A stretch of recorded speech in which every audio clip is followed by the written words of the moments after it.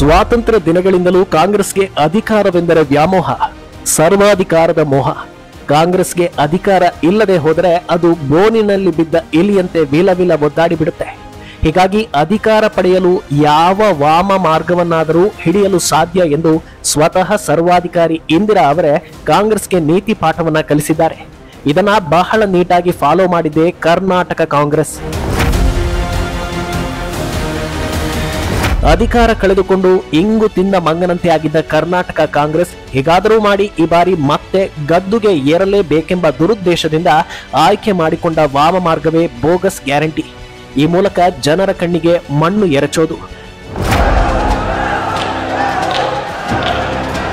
कि 3,000 रुपए हर महीने हर ग्रेजुएट को 2 साल के लिए कांग्रेस पार्टी देगी.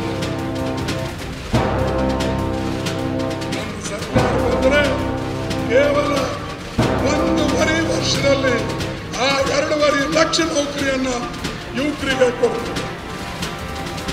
ನಂಬರ್ 1 ಗ್ಯಾರಂಟಿ 200 ಯೂನಿಟ್ ವಿದ್ಯುತ್ ಚೆಕ್. ತಿಂಗಳಿಗೆ 2,000 ರೂಪಾಯಿ ಗೃಹಲಕ್ಷ್ಮಿ ಯೋಜನೆ. ಕರ್ನಾಟಕದಲ್ಲಿ ಬಿಜೆಪಿಯ ಡಬಲ್ ಇಂಜಿನ್ ಸರ್ಕಾರ ಅಭಿವೃದ್ಧಿಯ ಮೇಲೆ ಅಭಿವೃದ್ಧಿ ಮಾಡುತ್ತಾ ರಾಜ್ಯವನ್ನ ಸಮೃದ್ಧವಾಗಿ ಮಾಡುತ್ತಿರುವಾಗಲೇ ಕಾಂಗ್ರೆಸ್ ಅಪಪ್ರಚಾರದ ಟೂಲ್ ಕಿಟ್ ಅನ್ನು ಜಾರಿ ಮಾಡಿತ್ತು. ಕಾಂಗ್ರೆಸ್ ಗುಲಾಮರ ಕೈಯಲ್ಲಿ ಸರ್ಕಾರಕ್ಕೆ ಕಪ್ಪು ಚುಕ್ಕೆ ತರುವ ಪ್ರಯತ್ನ ಮಾಡುತ್ತಾ ಒಂದೇ ಒಂದು ದಾಖಲೆ ಇಲ್ಲದೆ ಪುರಾವೆ ತೋರಿಸದೆ ಭ್ರಷ್ಟಾಚಾರದ ಆರೋಪ ಮಾಡಿ ಅದೇ ಸತ್ಯ ಎಂದು ಬಿಂಬಿಸುವ ಕೆಲಸ ಮಾಡಿತು. ಅಧಿಕಾರಕ್ಕೆ ಬಂದು 2 ವರ್ಷ ಕಳೆದರೂ ಕಾಂಗ್ರೆಸ್ ಇನ್ನೂ ಸಹ ಅದನ್ನು ಸಾಬೀತು ಮಾಡಲು ಆಗಿಲ್ಲ. ಕೇವಲ ಭ್ರಷ್ಟಾಚಾರ ಆರೋಪ ಮಾಡುವ ಮೂಲಕ ಅಧಿಕಾರಕ್ಕೆ ಬರಬಹುದು ಎನ್ನುವ ಮೂರ್ಖತನದಲ್ಲಿ ಕಾಂಗ್ರೆಸ್ ಇರಲಿಲ್ಲ. ಹೀಗಾಗಿ 5 ಬೋಗಸ್ ಗ್ಯಾರಂಟಿಗಳನ್ನ ರಾಜ್ಯದ ಪ್ರತಿಯೊಬ್ಬರಿಗೂ ನೀಡುವುದಾಗಿ ಬುರುಡೆ ಬಿಟ್ಟಿತು. ಅಧಿಕಾರಕ್ಕೆ ಬಂದ ಮರುದಿನವೇ ಪ್ರತಿ ಮನೆಗೂ 200 ಯೂನಿಟ್ ವಿದ್ಯುತ್ ಫ್ರೀ ಎಂದು ಪುಂಗಿ ಊದಿದ ಕಾಂಗ್ರೆಸ್ ಮಾಡಿದ್ದು ದುಪ್ಪಟ್ಟು ವಿದ್ಯುತ್ ದರ ಏರಿಕೆ.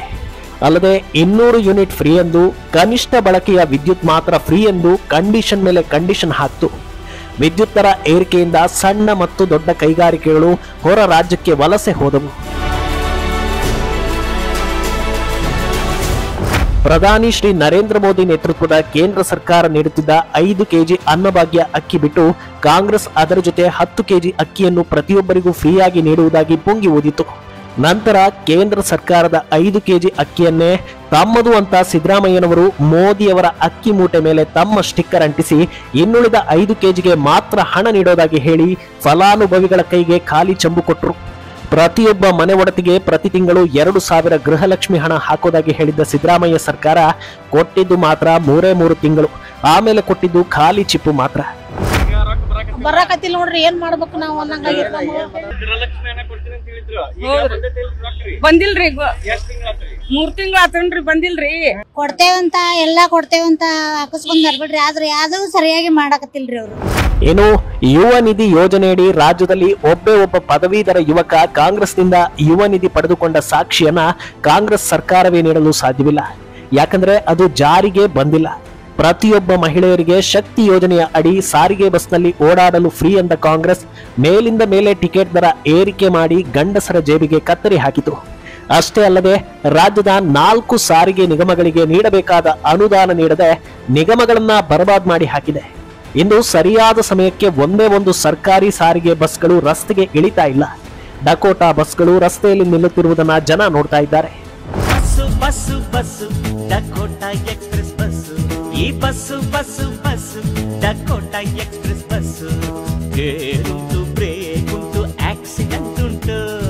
ಕಾಂಗ್ರೆಸ್ ಅಧಿಕಾರಕ್ಕೆ ಬಂದು ಇಷ್ಟು ಮಾತ್ರ ಮಾಡಲಿಲ್ಲ, ಮುಸ್ಲಿಮರ ಅತಿಯಾದ ಓಲೈಕೆಗೆ ಮುಂದಾಯಿತು. ಹಿಂದೂ ವಿರೋಧಿ ನೀತಿಯನ್ನ ಅನುಸರಿಸ್ತಾ ಮುಸ್ಲಿಮರಿಗಾಗಿ ಮುಸ್ಲಿಮರಿಗೋಸ್ಕರ ಇರುವ ಪಕ್ಷ ಅಂತ ಕಾಂಗ್ರೆಸ್ ತನ್ನಿಂದ ತಾನೇ ಬಿಂಬಿಸಿಕೊಳ್ತು. ಹಾಗಾಗಿಯೇ ಹಿಂದೂಗಳನ್ನ ಟಾರ್ಗೆಟ್ ಮಾಡಿ ಹಿಂದೂಗಳ ಅಸ್ತಿತ್ವಕ್ಕೆ ಕೊಳ್ಳಿ ಇಡಲು ಇಂದಿಗೂ ಯತ್ನಿಸುತ್ತಲೇ ಇದೆ. ಹಿಂದೂಗಳು ಭಾಗವಧ್ವಜ ಹಾರಿಸುವುದಕ್ಕೆ ನಿಷೇಧ ಹೇರಿ ಗಲಭೆ ಎಬ್ಬಿಸಿತು. ಮತಾಂಧರಿಗೆ ರಾಜ್ಯದಲ್ಲಿ ದೊಂಬಿ ಎಬ್ಬಿಸಲು ಇಷ್ಟೇ ಸಾಕಿತ್ತು. ರಾಜ್ಯದಲ್ಲಿ ಹಿಂದೂಗಳು ಗಣೇಶ ಮೂರ್ತಿ ಕೂರಿಸಿದಾಗ ಕಲ್ಲು ತೂರಿ ಗಲಭೆ ಎಬ್ಬಿಸಿದ್ರು. ಆಗಲೂ ಕಾಂಗ್ರೆಸ್ ಹಿಂದೂ ಯುವಕರ ಮೇಲೆ ಕೇಸ್ ಹಾಕಿ ಮತಾಂಧರ ರಕ್ಷಣೆ ಮಾಡಿತು. ಇಷ್ಟೆಲ್ಲ ಆಗುತ್ತಿರುವಾಗಲೇ ದೇಶದ್ರೋಹಿ ಮತಾಂಧರು ವಿಧಾನಸೌಧದ ಪಡಸಾಲೆಯಲ್ಲಿ ಪಾಕ್ ಪರ ಘೋಷಣೆ ಕೂಗಿದ್ರು. ಆಗಲೂ ಸಿದ್ದರಾಮಯ್ಯ ಸರ್ಕಾರ ಅದೆಷ್ಟರ ಮಟ್ಟಿಗೆ ಮತಿಗೆಟ್ಟು ಹೋಗಿತ್ತು ಎಂದರೆ ಅದನ್ನು ಸಮರ್ಥನೆ ಮಾಡಿಕೊಂಡು ದೇಶದ್ರೋಹಿಗಳ ರಕ್ಷಣೆ ಮಾಡಿತು. ಎಫ್ಎಸ್ಎಲ್ ವರದಿಯಲ್ಲೂ ಸಾಬೀತಾದರೂ ಪ್ರಕರಣವನ್ನೇ ಮುಚ್ಚಿ ಹಾಕ್ತು. ಉಡುಪಿ ಕಾಲೇಜಿನ ಶೌಚಾಲಯದಲ್ಲಿ ಹಿಂದೂ ವಿದ್ಯಾರ್ಥಿನಿಯರ ವಿಡಿಯೋ ಚಿತ್ರಿಸಿ ಮತಾಂಧರಿಗೆ ಕಳುಹಿಸುತ್ತಿದ್ದ ಜಿಹಾದಿಗಳ ಕೃತ್ಯವನ್ನ ಆಕಸ್ಮಿಕ ಗೃಹ ಸಚಿವ ಮಕ್ಕಳಾಟ ಅಂತ ಲೇವಡಿ ಮಾಡಿದ್ರು. ತಮಗೆ ಸಿಗಬೇಕಾದ ಹಕ್ಕನ್ನು ಕೇಳಿ ವೀರಶೈವ ಪಂಚಮಸಾಲಿ ಲಿಂಗಾಯತರು ಹೋರಾಟಕ್ಕೆ ಇಳಿದರೆ ಅವರ ಮೇಲೆ ಲಾಠಿ ಚಾರ್ಜ್ ಮಾಡಿಸ್ತು. ಅದೇ ಮುಸ್ಲಿಮರು ಪ್ರತಿಭಟನೆ ಮಾಡಿದರೆ ಅವರಿಗೆ ಸೆಕ್ಯೂರಿಟಿ ಕೊಟ್ಟು ಪೊಲೀಸರ ವಾಹನದಲ್ಲಿ ಪಿಕಪ್ ಅಂಡ್ ಡ್ರಾಪ್ ಮಾಡಿಸ್ತು. ವಕ್ಫ್ ಹೆಸರಲ್ಲಿ ಬಡವರು, ರೈತರು, ಹಿಂದುಳಿದವರು, ದಲಿತರು, ಮಠಗಳು, ಮಂದಿರಗಳ ಆಸ್ತಿ ಪಾಸ್ತಿಗಳನ್ನ ರಾತ್ರೋರಾತ್ರಿ ಕಬ್ಜಾ ಮಾಡಿಕೊಳ್ಳಲಾಯಿತು. ಆದರೆ ಕೇಂದ್ರ ಸರ್ಕಾರ ವಕ್ಫ್ ತಿದ್ದುಪಡಿ ಕಾಯ್ದೆಯನ್ನ ಜಾರಿಗೆ ತರುವ ಮೂಲಕ ಕಡಿವಾಣ ಹಾಕ್ತು. ಕರ್ನಾಟಕದಲ್ಲಿ ನೀರಿಲ್ಲದೆ ರೈತರು ಕಂಗಾಲಾಗಿ ಕೂತಿದ್ದರೆ ಬೆಳೆ ಬೆಳೆಯಬೇಡಿ ಅಂತ ನಿರ್ಬಂಧ ಹೇರುವ ಮೂಲಕ ಕಾವೇರಿ ನೀರನ್ನ ಮೇಲಿಂದ ಮೇಲೆ ಕಳ್ಳತನದ ಮೂಲಕ ತಮಿಳುನಾಡಿಗೆ ಹರಿಸಲಾಯಿತು. ತೆಲಂಗಾಣಕ್ಕೆ ಕೃಷ್ಣಾ ನದಿ ನೀರು ಹರಿಸಿ ಕನ್ನಡಿಗರಿಗೆ ದ್ರೋಹ ಮಾಡಿತು ಕಾಂಗ್ರೆಸ್. ಇಷ್ಟೇ ಅಲ್ಲದೆ ದಲಿತರ ಅಭಿವೃದ್ಧಿಗೆ ಮೀಸಲಿರಿಸಿದ್ದ ಸಾವಿರಾರು ಕೋಟಿ ರು ಅನುದಾನವನ್ನ ಕೊಳ್ಳೆ ಹೊಡೆದ ಕಾಂಗ್ರೆಸ್ ಸರ್ಕಾರ ಅದನ್ನ ಗ್ಯಾರಂಟಿಗಳಿಗೆ ಬಳಸುವುದಾಗಿ ಹೇಳಿದೆ ಹೊರತು ಆ ಹಣ ಎಲ್ಲಿ ಹೋಯ್ತು ಅಂತ ಲೆಕ್ಕ ಕೊಟ್ಟಿಲ್ಲ. ವಾಲ್ಮೀಕಿ ನಿಗಮದಲ್ಲಿ ಸುಮಾರು 200 ಕೋಟಿ ಹಗರಣ ಒಬ್ಬ ನಿಷ್ಠಾವಂತ ದಲಿತ ನೌಕರ ಚಂದ್ರಶೇಖರ್ ಆತ್ಮಹತ್ಯೆ ಮೂಲಕ ಹೊರಬಂತು. ಆದರೆ ಹಗರಣ ನಡೆಸಿದ ಮಾಜಿ ಸಚಿವ ನಾಗೇಂದ್ರ ಇಂದು ರಾಜಾರೋಷವಾಗಿ ಮತ್ತೆ ಸಚಿವ ಸಂಪುಟ ಸೇರಲು ತಯಾರಿ ನಡೆಸಿದ್ದಾರೆ. ಸಿದ್ದರಾಮಯ್ಯ ನಾಗೇಂದ್ರನನ್ನು ಬಲಗೈ ಬಂಟ ಎಂದು ತೋರಿಸಿಕೊಳ್ತಾ ಇದ್ದಾರೆ. ಮುಡಾ ಹಗರಣ ಮಾಡಿ A1 IPC 420 ಎನಿಸಿಕೊಂಡಿರೋ ಸಿದ್ದರಾಮಯ್ಯನವರು ನಾಚಿಕೆ ಬಿಟ್ಟು ಇನ್ನೂ ಕುರ್ಚಿಯಲ್ಲಿ ಕೂತಿದ್ದಾರೆ. ಅಧಿಕಾರಕ್ಕಾಗಿ ನೈತಿಕತೆಯನ್ನೇ ಬಿಟ್ಟಿದ್ದಾರೆ.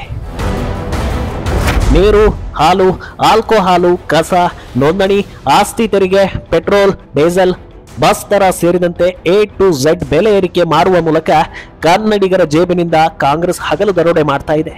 ಆದರೂ ಇನ್ನು ಸಮಾಧಾನಗೊಳ್ಳದ ಕಾಂಗ್ರೆಸ್ ಸರ್ಕಾರ ಮೇಲಿಂದ ಮೇಲೆ ಬೆಲೆ ಏರಿಕೆ ಮಾಡ್ತಾನೇ ಇದೆ.